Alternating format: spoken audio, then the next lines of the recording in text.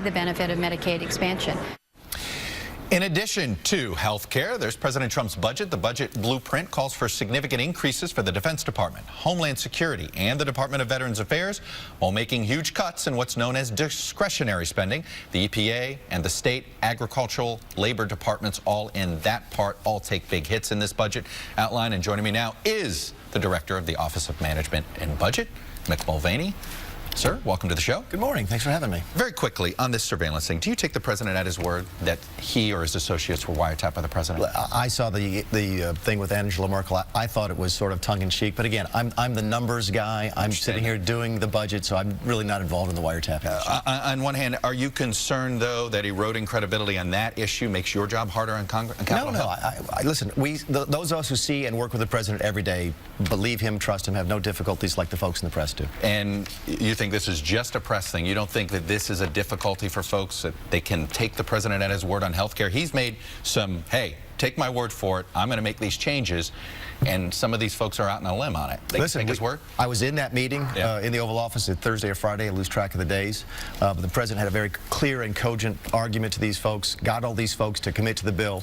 It was a very credible discussion, so no, I don't have any concerns of those things. I want to start on the budget with something you said in March of 2013. You said this, you're not the first person to say something like this, but remember, a budget is more than just a spending document.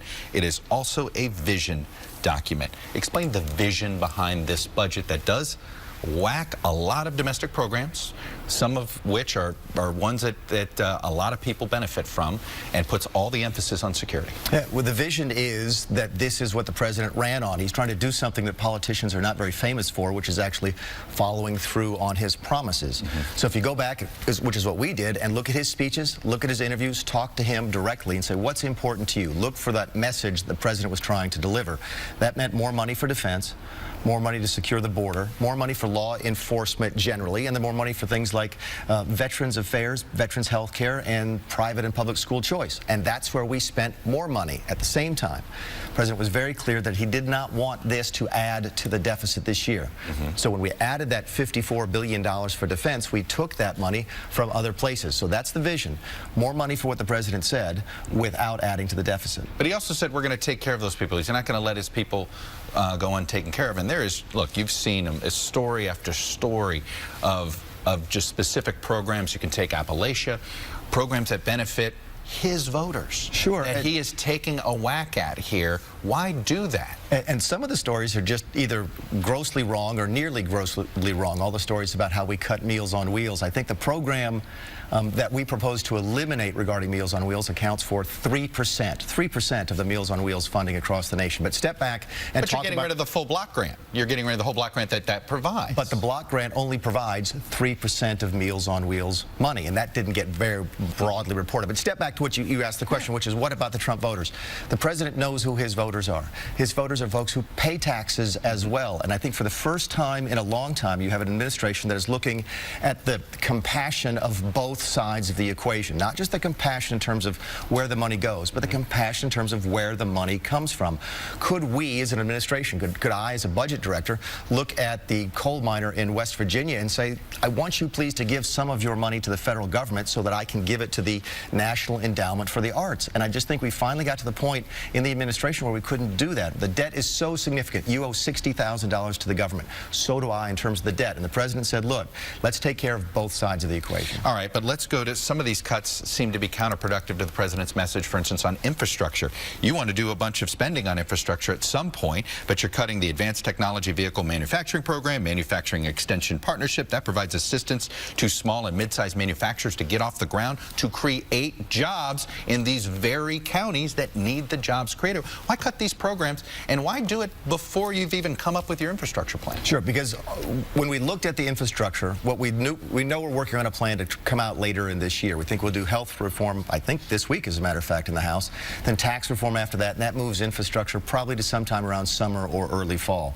And so what we did with this budget was go through and find out where we thought infrastructure money was not being spent as efficiently as it possibly could, and said, okay, Let's take it out of the discretionary budget with the intention of putting it back into the infrastructure bill, and that's exactly what we did. We think it's a better allocation, a better use of Americans' resources. I want to talk, though, about the issue. You said that one of the president's goals was not to add to the deficit as it is, but this budget will have a deficit. Is that fair to say? Sure. The deficit before we came into office was going to be $488 billion this year, according to the Congressional Budget Office. Right. And after we spend all of this additional money on defense, on border enforcement, law enforcement, veterans, the deficit will be the same. So what we did is we plussed up the spending. We increased the spending on the president's priorities without adding to that number. All right, but I want to play something. This is candidate Donald Trump throughout the last year. Well, I do want a balanced budget. We owe $19 trillion. We've got to start paying it down. We've got to start balancing budgets. These people are talking about balancing budgets in 35 years from now. We can do it, believe me, much quicker. We can do it. We can do it quickly. He even made a pledge to get rid of the debt in 8 years. Okay, if you're going to do this very, very quickly, nothing in this budget goes close to balance. The fact that you're just even doing neutral to what the deficit was last year is not progress. Keep in mind what a budget blueprint is, and this is fairly traditional, Chuck, for the first year of a new administration. Obama did it, right. Bush did it. What this is a spending outline, and all it is, as you mentioned in the intro, is the discretionary spending part of the budget. That's only about, I don't know, 25% of what the government spends. The other 75% roughly is the mandatory, what some people call entitlement spending. In May, we'll be introducing the full budget, which will address the 10-year budget window, tax flows, larger policy changes, health care reforms. Are you pledging a balanced budget in May? No, we won't be able to balance the budget this year, but we're working on trying to get it to balance within the 10-year budget window, which is what Republicans in the House and the Senate have traditionally done the last couple of years. So the goal is to have a balanced budget within 10 years, but basically that means you will add to the debt every single year in the next 10 years. That's great. It's very difficult, and we've been talking about this. That's not what candidate, I know, that's not what candidate Trump said. Candidate Trump said this is going to be very easy. Does it turn out this is not easy? This is complicated too? It is a very complicated budget process when your entitlements, your mandatory spending is driving most of your budget deficit. For example, you could cut the Agriculture Department to zero, HHS to zero, HUD to zero, the FBI to zero, and you'd still have a deficit this year. So over the course of the next decade, we'll have to look at the mandatory spending side in order to figure out a way to make changes to the way we spend money. Have you figured out how to pay for the $1 trillion infrastructure yet? No, but in all fairness, there's some great ideas, things that I think, one of the neat things about having a businessman in the office, and all of these folks come from the private sector, is they've brought ideas that I don't think government has ever contemplated before. We're talking about public-private partnerships, talking about ways to sort of capitalize future revenue flows, really creative ideas. So listen, I'm a deficit hawk. I think it's why I got the job. Right. But more and more I hear about the infrastructure plan, the more comfortable I'm getting. Speaking of being a deficit hawk, the debt ceiling, we hit it on Friday. Extraordinary measures by the Treasury Secretary will mean a couple more months. You were somebody that was you were a tough nut to crack on the debt ceiling when you were Congressman Mulvaney. Yep. Why should people who were like-minded with you, who basically said, hey, look, I'll give you that debt ceiling, but I want real cuts. I want real deficit reduction. I want a real plan. I think at one point you said, I'll raise the debt ceiling in exchange for a balanced budget. You're not going to be making that ask this time, are you? I voted to raise the debt ceiling before, as most people in Congress have. Traditionally, you go back to the 1920s and the 1930s and 1940s, the debt ceiling debate has been used to try and sort of step back and say, okay, why do we have a deficit problem? Why do we have a debt problem? And how can we fix it? So what we'll be coming forward with is ideas to raise the debt ceiling, but at the same time, try to address some of those long-term reasons that we have a debt in the first place. You're not somebody that voted for a lot of budgets when you were in Congress. This doesn't look like a budget Congressman Mulvaney would have supported, because why would you support keeping the deficit? Why would you? I feel like Congress Mulvaney would not be supporting the numbers that this budget shows. It's a fair question, but keep in mind that the administration is different than members of the Hill, members of the House and the Senate. Every House member, as I used to be, has a constituency that we have a group of people back home we represent. Senators represent the whole state.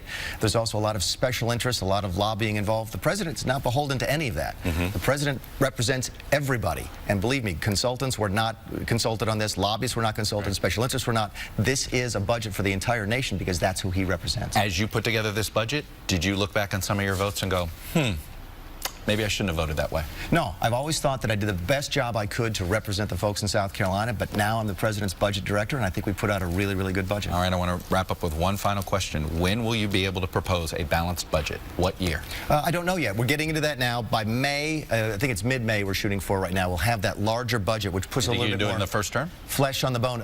I don't know yet. I honestly don't, because we don't know what health care reform will look like, what it will do to the budget. We don't know what tax reform will look like, will do to the budget. We haven't finished the infrastructure program yet. Those are the really, really big pictures items that we won't know more about for a couple of months. All right, Mick Mulvaney, I'll have to leave it there, Director of Office of Management and Budget. Thanks for coming on, sharing your views. Appreciate it. Thanks for having me.